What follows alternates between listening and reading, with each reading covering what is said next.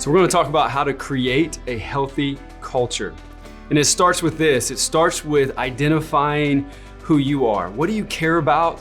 What is your personal culture? And one way to do that is really to begin to ask people around you, what do you see in me? What do I care about? What do you think I'm passionate about? And then when you begin to identify your personal culture, then the next step is to write that down. These are things that I really value. These things are things that I care about, I'm passionate about. Write those down, but then also do this next thing. The next thing is look into Scripture. Find the culture of what Jesus carried. What was he about? What was his pursuit? What were the attitudes and the environment of people around him? And write that down. And see, the thing that you have to do in creating that culture is then measure those out. What is the culture of Christ? What is his pursuit? And then what is your pursuit? What is your culture that you carry?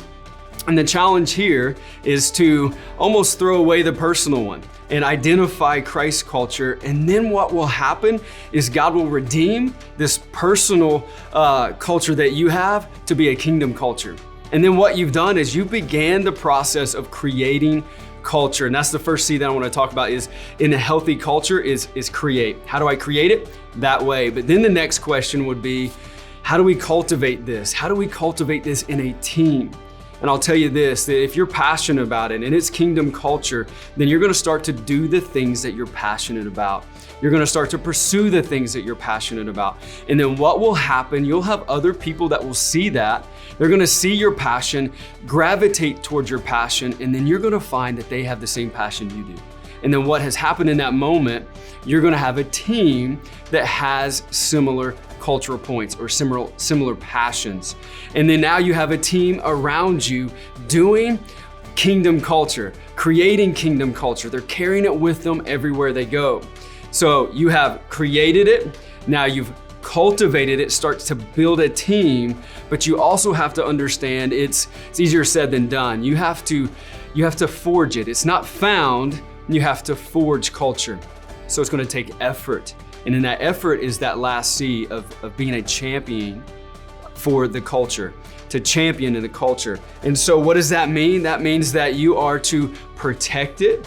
That means you are also to understand, if I am cultivating this, am I creating this? Is there a measurement to, do we have the culture that we've been talking about? Is it a kingdom culture?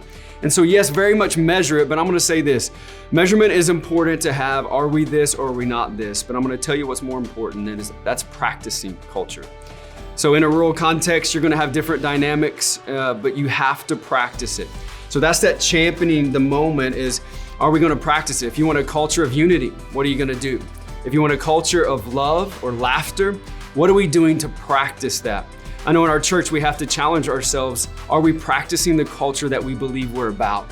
And so one of the things that we have is a culture of unity. And so one of the things that we have done is we have a Sunday experience or a Sunday service that we challenge everybody in our church to go into our community, to not show up at our campus, but go somewhere else. Why are we doing that? We're practicing our unity. We're practicing the culture that we want to bear. And so the challenge is, if you want to champion it, you got to practice it.